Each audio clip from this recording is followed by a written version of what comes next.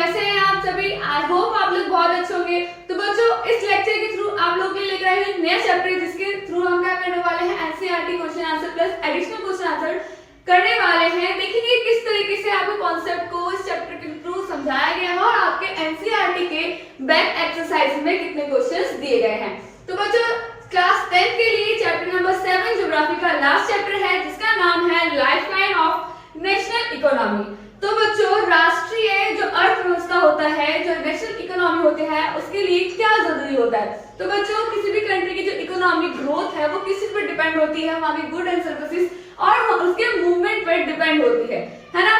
जब इकोनॉमी होती है, इकोनॉमिक ग्रोथ हम कैसे कर सकते हैं बच्चों? तो वहां पे कितने जो प्रोडक्ट है वहां पे बनाए जाते हैं, कितना डिमांड है, उसका सप्लाई कैसे किया जाता है, वो सारी चीजें जो है वो किसके अंदर आती है, आपके इकोनॉमी यानी किसी भी नेशनल इकोनॉमी के अंदर आती है। तो बच्चों, जब हम बात करते हैं गुड एंड सर्विसेज की, तो क्या होता है, जब सप्लायर से प्रोडक्ट जो होता है वो डिमांड लोकेशन तक कैसे जाता है, ट्रांसपोर्टेशन की जरूरत जाता है। तो बच्चों, ये ट्रांसपोर्टेशन जो है बहुत ही ज्यादा इंपॉर्टेंट है किसी भी इकोनॉमी के लिए। पहले के टाइम पे क्या था बच्चों, ट्रांसपोर्ट कितना सीमित था, बहुत ही सीमित था, है ना। जो गुड एंड सर्विसेज को डिमांड जो हमारे लोकेशन था वहां तक पहुंचाने के लिए केवल रेलवेज का, है ना, रोडवेज का यूज होता था। लेकिन आज के टाइम में, मॉडर्न टाइम में, आईटी यानी कि इंफॉर्मेशन टेक्नोलॉजी की क्या हो रही है, बहुत ही बढ़ोतरी हो रही है। उसके कारण जो है इजीली कोई भी गुड एंड सर्विसेज जो है अलग अलग लोकेशन तक पहुंचाई जाती है। तो ये नेशनल के साथ साथ हमारा इंटरनेशनल भी हो गया है ग्लोबलाइजेशन के कारण।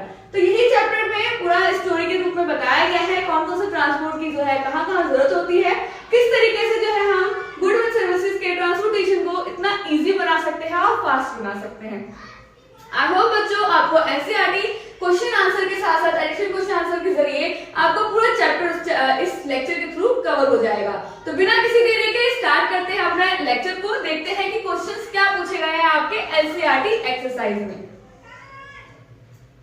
तो बच्चों, फर्स्ट क्वेश्चन है आपके एनसीईआरटी के बैक एक्सरसाइज में कि मल्टीपल चॉइस क्वेश्चन के हमें आंसर्स देने हैं। तो बच्चों, फर्स्ट क्वेश्चन है इसमें, which two of the following extreme location are connecting the east west corridor. कौन सा जो है ईस्ट एंड वेस्ट कॉरिडोर को क्या करता है, कनेक्ट करता है?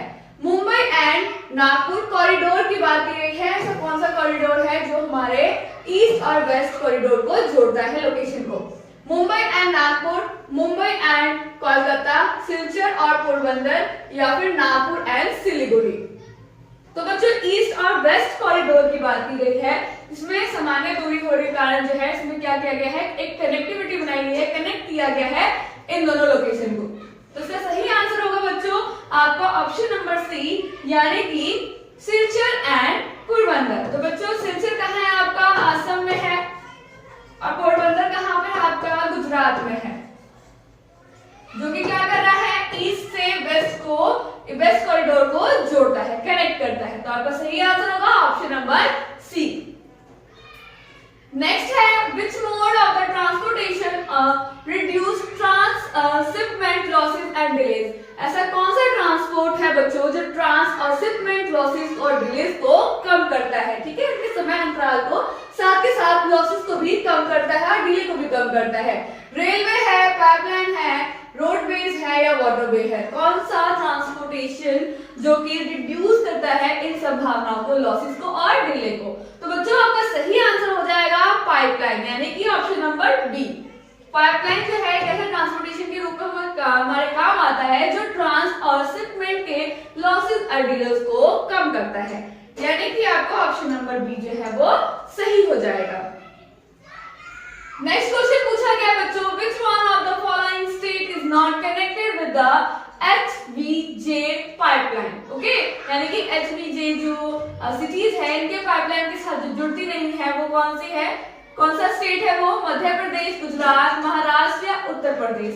तो बच्चों, इसका सही आंसर हो जाएगा कौन से से नहीं जुड़ती है, कौन से स्टेट से पाइपलाइन नहीं जुड़ती है?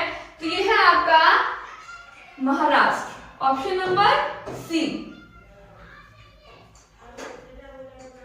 Next is, which one of the following ports is the deepest landlocked and well protected port along the east coast? East coast की बात की गई है, तो बच्चों देखो, चेन्नई, बीओ, चिदम्बर, अनार या फिर पारादीप या विशाखापट्टनम। तो ईस्ट कोस्ट में ऐसे कौन से पोर्ट है?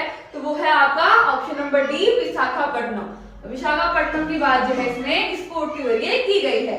तो आपका सही आंसर हो जाएगा ऑप्शन नंबर डी, विशाखापट्टनम। जो कहाँ लोकेटेड है जल्दी से मुझे कमेंट कीजिए। अगर बच्चों को पता है, अगर आप लोगों को पता है बच्चों कि विशाखापट्टनम कहाँ लोकेटेड है तो मुझे कमेंट करिए। नेक्स्ट क्वेश्चन बच्चों है आपका, which one of the following is the most important modes of the transportation in India? India में सबसे इम्पोर्टेंट मोड कौन सा है ट्रांसपोर्टेशन का? पाइपलाइन, रोडवे, रेलवे या फिर एयरवेज? किस से हम जो है गुड एंड सर्विसेज को प्रोवाइड करवाते हैं? सप्लायर जो डिमांड लोकेशन होता है वहां तक इजीली हम पहुंचा पाते हैं। सबसे ज्यादा कौन सा है हमारे इंडिया में, कौन से मोड का यूज किया जाता है? पाइपलाइन मोड का, रोडवेज का, रेलवे का या फिर एयरवे का? तो बच्चों इसमें क्या हो जाएगा आपका रेलवे। तो आपका ऑप्शन नंबर सी करेक्ट हो जाएगा। रेलवे से जो है हम बहुत सारी ऐसी गुड एंड सर्विसेज होते हैं, बहुत सारे प्रोडक्ट होते हैं जो कि एक ही टाइम पर बहुत सारे लोड के जरिए जो है हम उसे पहुंचा सकते हैं। तो इसीलिए हमारे इंडिया में कौन से मोड का इस्तेमाल होता है ट्रांसपोर्टेशन में? तो वो होता है रेलवे का। चलो next is, which one of the following terms is used to describe trade between two or more countries? जब दो या दो से अधिक देशों के बीच जब ट्रेड होती है, व्यापार होता है, तो वो कौन सा ट्रेड कहलाता है बच्चों? इंटरनल, एक्सटर्नल ट्रेड या फिर इंटरनेशनल ट्रेड या फिर लोकल ट्रेड? तो बच्चों एक से या दो से ज्यादा जो कंट्री होगी दोनों साथ में ट्रेड करेंगे तो वो क्या हो गया बच्चों? आपको इंटरनेशनल ट्रेड जो है कहलाएगा, यानी ऑप्शन नंबर सी आपका सही आंसर होगा। ये कितने थे बच्चों? ये सारे आपके थे एमसीक्यूज जो कि आपके बैक एक्सरसाइज एनसीईआरटी के बैक एक्सरसाइज में पूछे गए हैं। आई होप बच्चों आपको ये एमसीक्यूज जो है अच्छे से समझ में आ गए होंगे। इसके बाद जो है बच्चों उसमें आपसे ब्रीफली क्वेश्चन आंसर पूछा गया, अकॉर्डिंगली 30 वर्ड में जो है आपको अपना आंसर बताना है। नेक्स्ट है, answer the following questions in 30 words. Question first है आपका, 3 मेरिट्स ऑफ रोडवे। 3 हमें उसके बताने हैं, 3 मेरिट बताने हैं किसके? रोडवेज के। ठीक है, तो बताइए कौन कौन से क्या क्या इसकी उपयोगिता है, क्या आपके इसके फायदे हो सकते हैं रोडवेज का इस्तेमाल करके? तो बच्चों रोडवे क्या होता है, बहुत ही इजीली जो है कोई भी पब्लिक इसका यूज कर सकती है ना। और ये जो बसेस हैं ये रोडवेज जो है हमें इजीली डोर टू डोर हमें पहुंचाती है और परचेज और मतलब चीप होती है ना, इजी होती है और किसी भी जगह जो हमें ये इजीली प्रोवाइड हो सकती है। ओके, इनका कंस्ट्रक्शन भी क्या होता है, कम कॉस्टली होता है। क्या बता सकते हैं हम कि road can negotiate higher gradients of slopes and such as can traverse mountains such as Himalaya। यानी कि हर तरह की जो सिचुएशन है, हर तरह के प्लेसेस पे इजीली अवेलेबल हमें हो जाती है। तो इस तरीके से क्या करेंगे बच्चों, 3 मेरिट्स लिखने हैं, 3 से ज्यादा अभी तक 4 लिख देना मेरिट, या फिर में से कोई भी आप लिख सकते हैं। तो देखो किस तरीके से अपना आंसर आप लिख सकते हैं। The growing of importance of road transport is rooted to the following reason। किस वजह से जो है जो आपका रोड ट्रांसपोर्ट है इम्पोर्टेंट है, कुछ रीजंस आपको नीचे दिए गए हैं। पहला क्या है कि इसका कंस्ट्रक्शन के कॉस्ट में जो है बहुत ही ज्यादा इजी होता है और लो होता है। तो the construction of cost of roadways is much lower than that of the railways. Okay, यानी कि रेलवे से बहुत ही कम दाम में जो है इसकी कॉस्ट इतना ज्यादा नहीं होता है, इसको कंस्ट्रक्शन में इतनी दिक्कत नहीं आती है। इसका मेंटेनेंस भी क्या होता है, बहुत ही ज्यादा चीप है और इजी है। ठीक है, तो आप लिखोगे its maintenance is also cheap and easy. Next क्या लिख सकते हो, road can be built in mountains area. ठीक है, यानी कि जो रोड्स हैं आपको माउंटेन एरिया में भी आपको देखने को मिलते हैं। The road can traverse and comparatively more distracted and undulating topography. Next आप लिखेंगे कि roads can negotiate higher gradient of slopes and such as traverse mountains such as Himalayas। तो ये कुछ आपको क्या है, कुछ मेरिट्स हैं जो आपके रोडवेज के अंदर लिख सकते हैं। चलो नेक्स्ट देखिए, नेक्स्ट क्वेश्चन है बच्चों आपका, where and why is rail transport। जो रेलवे होता है बच्चों वो क्यों मोस्ट कन्वेंट है, मींस ट्रांसपोर्टेशन, यानी कि सबसे ज्यादा कन्वेंट आपका रेलवे ट्रांसपोर्ट क्यों है सभी ट्रांसपोर्ट में से? तो देखो, railway can transport large number of goods and passenger over long distance. Okay, यानी कि रेलवे क्या है बच्चों, लार्ज डिस्टेंस के लिए बहुत ज्यादा इजी और आपको कन्वीनियंट संसाधन है, यानी कि आपका ट्रांसपोर्ट है at a economical cost. Okay, यानी इकोनॉमिकली भी देखें तो बहुत ज्यादा इजी वे में जो है हर एक व्यक्ति इसका यूज कर सकता है और गुड एंड सर्विसेज को पहुंचा सकता है। तो railway are most convenient means of transport in the vast northern place of India. कहां पर सबसे ज्यादा, नॉर्थर्न प्लेस ऑफ इंडिया में आपको रेलवे जो है सबसे ज्यादा ट्रांसपोर्टेशन में देखने को मिलती है। तो आप क्या लिखेंगे, the flat train dense population, rich agriculture resources and greater industrial activities have favored the development of the railway in this region। क्योंकि नॉर्थर्न प्लेन में क्या है बच्चों, ज्यादातर फार्मिंग होती है, तो आप देख सकते हैं वहां पर जो है रेलवे का सबसे ज्यादा यूज हम वहां पर करते हैं। Then the northern plain therefore have the dense railway network, वहां पर सबसे ज्यादा जो है रेलवे नेटवर्क आपको देखने को मिलता है। एंड क्या लिखेंगे आप, railway have accelerated the development of industry के डेवलपमेंट में और एग्रीकल्चर के डेवलपमेंट में जो है रेलवे ने एक अहम भूमिका निभाई है, इंपॉर्टेंट रोल निभाया है by providing quick availability of raw material. ठीक है, जो रॉ मटेरियल हमें इंडस्ट्री के लिए चाहिए वो रॉ मटेरियल भी जो है सबसे इजी वे में और सबसे ज्यादा दूर अगर डिस्टेंस होगा ना तो उसके लिए भी जो है हम रेलवे का यूज आसानी से करते हैं। And distributing the finished product to the market. अगर मार्केट को जैसे रॉ मटेरियल हमें प्रोवाइड हो गया, उस तरीके से हमें जो है प्रोडक्ट को भी मार्केट तक पहुंचाना है, तो इजीली वे में हम डिस्टेंस अगर है बहुत ज्यादा मार्केट में तो हम रेलवे का इजीली यूज कर सकते हैं और कम टाइम में जो है वो प्रोडक्ट वहां तक पहुंच जाती है। Then however, in spite the fact that the railway is most convenient means of the transport in the northern plain, okay, then a large number of rivers require construction of bridges across their wide beds posed as some obstacles। तभी कुछ points हैं जिसे आप लिख सकते हैं कि किन किन तरीकों से गुड एंड पैसेंजर्स भी होते हैं इजीली वे में जो है रेलवे का ज्यादा से ज्यादा यूज करते हैं और कन्वीनियंटली इसका उपयोग हो पाता है। इस तरीके से आप अपना आंसर लिखेंगे, चाहे तो आप इसका स्क्रीनशॉट ले सकते हैं। नेक्स्ट है बच्चों, what is the significance of the border road. जो बॉर्डर रोड है उसका क्या सिग्निफिकेंस है, तो बच्चों कुछ सिग्निफिकेंसेस बताए गए हैं आपको। The border roads are vital road link along with the frontiers to of our country. Okay, जो हमारे बॉर्डर रोड्स होते हैं वो फ्रंटियर्स से जो है इसको लिंक करके रखता है। Then this road are also strategic importance, यानी कि अगर भारत की उसके हिसाब से देखें, सिक्योरिटी के हिसाब से देखें तो स्ट्रेटेजी भी जो है बॉर्डर रोड भी बहुत ज्यादा इंपॉर्टेंट रोल निभाता है। These roads have improved accessibility in area to difficult to trade mainly in the northern and the northern east border areas. Then they have played a major role in economic development of these areas, यानी कि वहाँ के जो areas हैं उनके लिए economically भी बहुत ज़्यादा development आपको इस road के जरिए देखने को मिलता है। This road are constructed and maintained by Border Road Organization, a government of India undertaking which was established in 1960। जो कि हम कब जो ये ऑर्गेनाइजेशन है कब एस्टैब्लिश हुई थी, 1960 में इनको एस्टैब्लिश कर दिया गया था और ये लोग जो है वहाँ के मेंटेनेंस को ध्यान रखते हैं। ठीक है, तो इस तरीके से आप जो है सिग्निफिकेंस लिखेंगे बॉर्डर रोड्स के बारे में।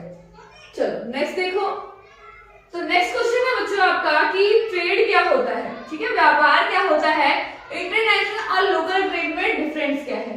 तो what is the mean by trade and what is the difference between international and local trade। तो इंटरनेशनल और लोकल ट्रेड क्या होता है, ट्रेड क्या होता है, कभी चीजों को हम क्या करते हैं स्टेट के अंदर या फिर पीपल से जो है एक्सचेंज करते हैं, वो क्या है आपका ट्रेड होता है। ठीक है, गुड्स एंड सर्विसेज का करते हैं हम एक्सचेंजेस, तो आपका ट्रेड हो गया। फिर बताया गया इंटरनेशनल और लोकल ट्रेड क्या होता है, जब कंट्री में दो या दो से ज्यादा कंट्री में हम ट्रेड करते हैं तो वो इंटरनेशनल हो गया। और लोकल क्या होगा, एक ही कंट्री में अलग अलग सिटीज के अंदर जो है अपने अपने डिमांड्स को फुलफिल करती है और गुड्स एंड सर्विसेज का एक्सचेंज करती है, तो वो आपका लोकल एरिया में हो गया।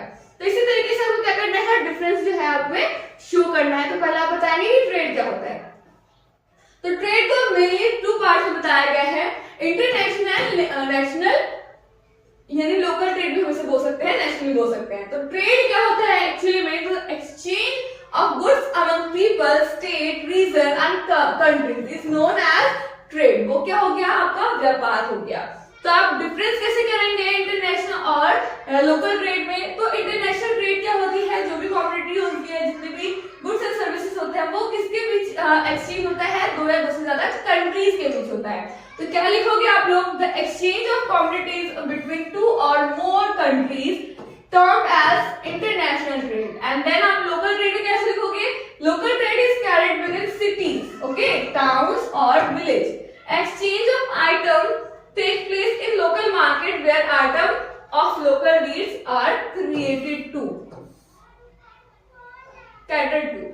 then आप लिखोगे कि it may take place through sea, air and land routes। ठीक है, ये जो व्यापार है किसके माध्यम से होता है? समुद्र मार्ग से, ठीक है, आपके हवाई मार्ग से या फिर जमीनी मार्ग से भी आपको ट्रेड जो है आपको देखने को मिलती है दो या दो से ज्यादा कंट्री में।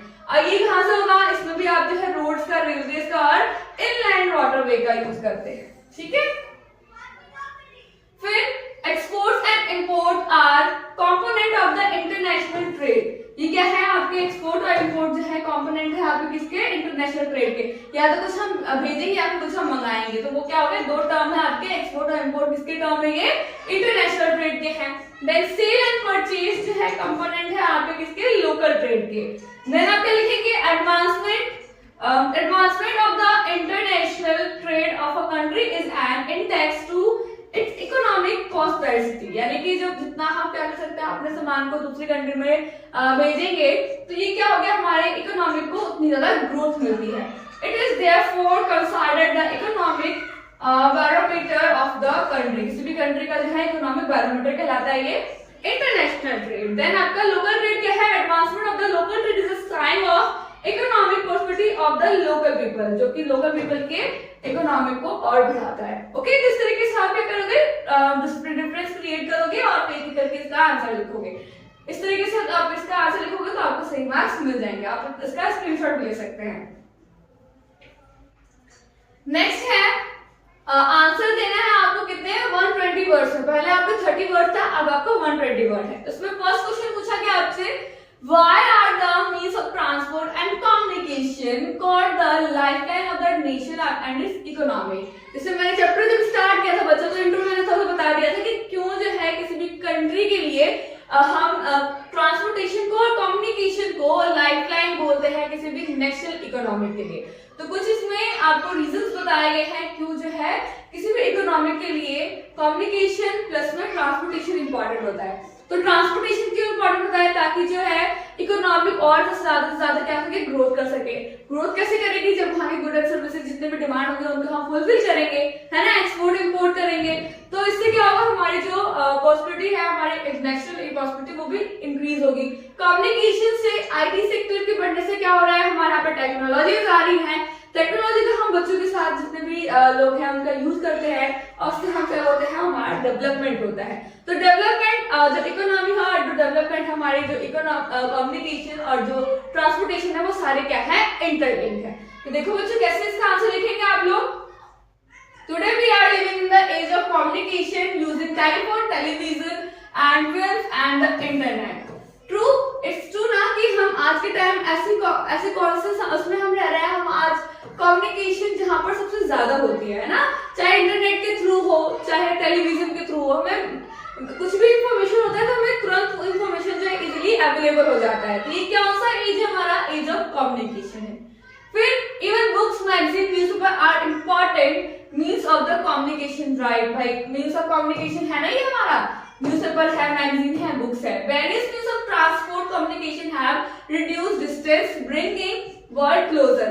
इंटरनेट के थ्रू, ठीक है, कम्युनिकेशन के थ्रू क्या हो रहा है? जितना डिस्टेंस था वर्ल्ड में अलग अलग कंट्रीज के बीच, तो वो डिस्टेंस क्या हो रहा है? खत्म हो रहा है और सारी जो कंट्रीज है वो एक साथ आ पा रही है, एक दूसरे के कल्चर्स के बारे में, एक दूसरे की लैंग्वेज के बारे में, है ना, जितनी इंफॉर्मेशन है वाइडली बहुत ज्यादा इजी वे में सबके पास पहुंच जाती है। तो इस तरीके से क्या है? कोई भी जो वर्ल्ड है वो पूरा एकदम हो गया है। ओके, यानी कि सारी जो कंट्री है वो एक साथ आ गई है। Modern life is so complex that one has to depend on others. The same is true of the countries as well, ठीक है, यानी कॉम्प्लेक्स के रूप में बोल सकते हैं इसे हम। No country today can prosper without the cooperation and assistance of the others. एक दूसरे के हेल्प से ही हम क्या कर सकते हैं, पूरी कंट्री जो है एक दूसरे के हेल्प से ही अपने आप को ज्यादा क्या कर सकती है, अपनी ग्रोथ करवा सकती है। This requires the movement of the good and materials between countries. Trade provides us with our necessities and also add the amenities and comfort of our life. Technology के कारण, जो टेक्नोलॉजी है बच्चों, उसके कारण जो है हमारी जो लाइफ है और जो हमारा कंफर्ट लेवल है वो भी हमारा इंक्रीज हुआ है। We may also notice that they are rightly called the lifeline of our national economy. इसलिए हम कह सकते हैं इन रीजंस की वजह से कि हमारा जो कम्युनिकेशन है, जो ट्रांसपोर्टेशन है, एक तरीके से किसी भी नेशनल इकोनॉमी के लिए लाइफलाइन की तरह कार्य करती है। चलो नेक्स्ट क्वेश्चन देखो। नेक्स्ट है, लास्ट है आपका, right a note on changing the nature of international trade in the last 15 years. Last 15 years में क्या चेंजेस जो है आपको इंटरनेशनल ट्रेड में देखने को मिला है। तो बच्चों, ग्लोबलाइजेशन की वजह से जो कंट्रीज एक दूसरे से दूर रहती थी, ट्रेडिंग में बहुत ज्यादा डिफिकल्टीज आती थी, टैक्स होते थे, तो उसकी वजह से जो है ट्रेड भी जो है इतने अच्छे तरीके से नहीं हो पाती थी। लेकिन जब टैक्सेस को कम कर दिया गया, रिड्यूस कर दिया गया, तो जो ग्लोबलाइजेशन है, लिबरेशन भी बोलते हैं हम, ठीक है, इस तरीके से जो है जो ट्रेडिंग है वो बहुत ज्यादा इजी हो पाई है और इजीएस्ट वे से कोई भी जो कंट्री है किसी दूसरी कंट्री के साथ ट्रेड कर पाती है, साथ के साथ कल्चरल एक्सचेंज भी कर पाती है ना। केवल ट्रेड ही नहीं हम बोल सकते हैं, गुड एंड सर्विसेज का ही ट्रेड नहीं बल्कि कल्चरल ट्रेड भी एक तरीके से हमको देखने को मिलता है। तो किस वजह से जो है क्या क्या चेंजेस आपको लास्ट 15 इयर्स में इस ट्रेड इंटरनेशनल ट्रेड में देखने को मिला है वो बताना है। तो सबसे पहले the nature of the international trade in last 15 years has been changed due to globalisation. वैश्वीकरण के कारण जो है आपको चेंजेस देखने को मिला है। Earlier agreement were made to conduct trade between two countries, ठीक है, जो क्या बनाए गए थे, कुछ एग्रीमेंट हुए थे जिसके कारण जो है इजीली वे से कोई भी कंट्री दूसरी कंट्री के साथ ट्रेड करने में इजी वे में कर सकती है ना। कोई भी कंट्री दूसरी कंट्री के साथ जो है ट्रेड कर सकती है क्योंकि जो टैक्सेस है वो रिड्यूस कर दिया गया है, साथ के साथ टैक्सेस को रिमूव कर दिया गया है ताकि जो ट्रेड है इंटरनेशनल स्तर पर जो है, अंतरराष्ट्रीय स्तर पर इजी तरीके से करवाया जा सके। But through globalization an effort has been made to integrate national economy within the world economy. केवल अब नेशनल इकोनॉमी ही नहीं हो सकते, इसे हम वर्ल्ड इकोनॉमी के नाम से जानते हैं। Now producers from outside country can sell their goods and services in other countries. वही बोला हमने, ट्रेड कैसे होगा, किसी अदर कंट्री का अगर सेल है और आपको खरीदना या बेचना है तो गुड एंड सर्विसेज को आप दूसरी कंट्री में खरीद और बेच सकते हैं इजी वे में। ओके, इजीएस्ट वे जो आपको प्रोवाइड किया गया है। Globalization include the movement of the capital as well as worker from one country to another country. ठीक है, आज के टाइम में क्या है बच्चों, अगर किसी को काम करना है तो जरूरी नहीं कि वो अपने कंट्री में दूसरी कंट्री में जाके उसके जो है वो कार्य कर सकता है, कोई अभी रिस्ट्रिक्शंस नहीं है।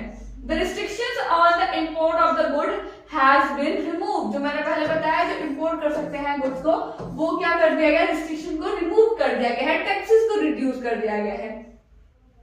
फिर है under world trade the organisation effort are being made to have multilateral agreement for the international trade. WTO जो आपको वर्ल्ड ट्रेड का जो ऑर्गेनाइजेशन है वो क्या करता है, रेगुलेट करता है international trade of goods and services as well as services. Thus the international trade has been undergone sea changes. Okay, इस तरीके से जो है आपको ग्लोबलाइजेशन की वजह से बहुत सारे चेंजेस जो है अब आपके 15 सालों में, जो पिछले 15 सालों में देखने को मिले हैं। Then the exchange of the commodities or goods have been supported by the exchange of information and knowledge. Not even आपका गुड एंड सर्विसेज ही बल्कि आपके साथ साथ इंफॉर्मेशन भी क्या होता है बच्चों, एक देश से दूसरे देश पहुंच जाता है। कल्चर भी आपका जो है, नॉलेज भी जो है, टेक्नोलॉजी नॉलेज है, किसी भी कंट्री नॉलेज है वो इजी वे में ट्रेड के माध्यम से पहुंचती है। India has emerged as a software giant at the international level. इस तरीके से आप क्या करोगे, कुछ अच्छी एडवांटेज लिखोगे कि हाँ भाई किस वजह से जो है क्या क्या आपको अच्छी चीजें आपको देखने को मिली है लास्ट 15 इयर्स में इंटरनेशनल ट्रेड के माध्यम से। ओके, तो इस तरीके से आप अपना आंसर राइट डाउन कर सकते हैं। तो ये सारे क्वेश्चन आंसर जितने भी थे बच्चों, ये सारे जो है आपके एनसीईआरटी के वेट एक्सरसाइजेस थे। अब हम करने वाले हैं एडिशनल क्वेश्चन आंसर। ओके, तो ये सारे आपके बच्चों एनसीईआरटी के वेट एक्सरसाइजेस थे। आई होप बच्चों आप लोग को इंटरेस्टेड के साथ साथ आपको समझ में आया होगा, अंडरस्टैंडेबल होगा। चलो नेक्स्ट है additional question answer. Which of the following is the largest railway zone in India? कहाँ पर जो है सबसे ज्यादा आपको इंडिया कौन से पार्ट में सबसे ज्यादा रेलवे नेटवर्क देखने को मिलता है? Northern railway, western railway, eastern railway या सेंट्रल रेलवे? तो भाई नॉर्थर्न प्लेन जहां पर सबसे ज्यादा आपको एग्रीकल्चर देखने को मिलता है, इंडस्ट्री देखने को मिलता है ना, तो वहां पर जो है सबसे ज्यादा रेलवे नेटवर्क जो है आपको भी देखने को मिलता है। तो आप क्या लिखोगे, कौन सा जोन है, कहां पर सबसे ज्यादा लार्जेस्ट रेलवे जोन है इंडिया में? तो वो है आपका नॉर्थर्न रेलवे, यानी option number A. Next is, फिर है आपका national highways are maintain by, किसके द्वारा जो है नेशनल हाईवे मेंटेन किया जाता है बच्चों? State government, NHAI, okay, national highway authority, या फिर जिला परिषद या म्युनिसिपल कॉर्पोरेशन। तो बच्चों किसके साथ कौन करेगा नेशनल हाईवे का मेंटेनेंस? तो नहाई यानी कि NHAI। इसका सही आंसर हो जाएगा ऑप्शन नंबर बी। नेक्स्ट है बच्चों, नेक्स्ट क्वेश्चन देखिए, कौन सा जो है गोल्डन कोऑर्डिनेटर कनेक्ट्स विच 4 मेजर सिटीज? ठीक है, स्वर्णिम जो बोलते हैं इसे, जो आपका गोल्डन कोऑर्डिनेटर है कौन से 4 आपके मेजर सिटीज को कनेक्ट करता है? तो बच्चों आपका ऑप्शन है दिल्ली, मुंबई, जयपुर, पुणे, या दिल्ली, मुंबई, चेन्नई, कोलकाता, या हैदराबाद, पटना, लखनऊ, या फिर भोपाल, या बेंगलोर, कोची, सूरत, आगरा। तो बच्चों कौन से ऐसे 4 मेट्रोपॉलिटन आपकी सिटीज हैं जिसे जो है गोल्डन कोऑर्डिनेटर जो है कनेक्ट करके रखती है? तो सही आंसर होगा दिल्ली, मुंबई, चेन्नई और कोलकाता, यानी आपका ऑप्शन नंबर बी।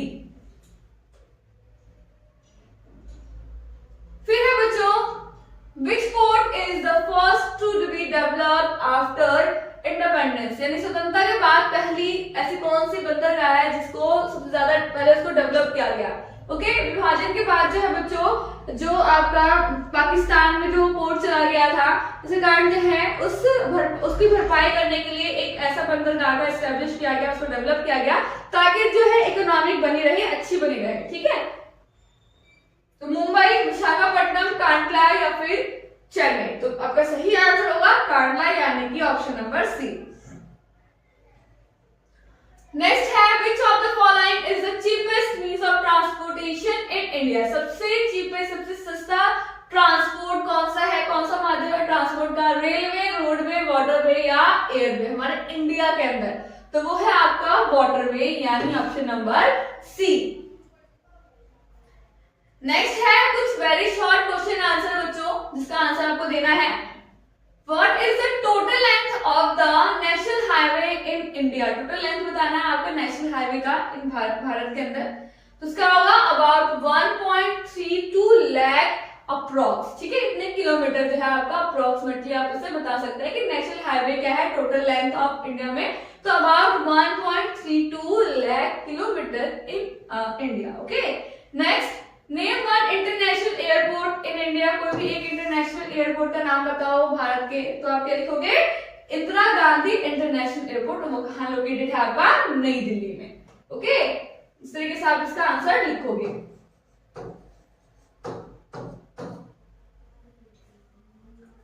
फिर है which authority manage the railways in India. कौन सी अथॉरिटी जो है रेलवे के मेंटेनेंस देखता है, मैनेज करता है? कौन सी अथॉरिटी है वो? तो वो है द इंडियन रेलवे।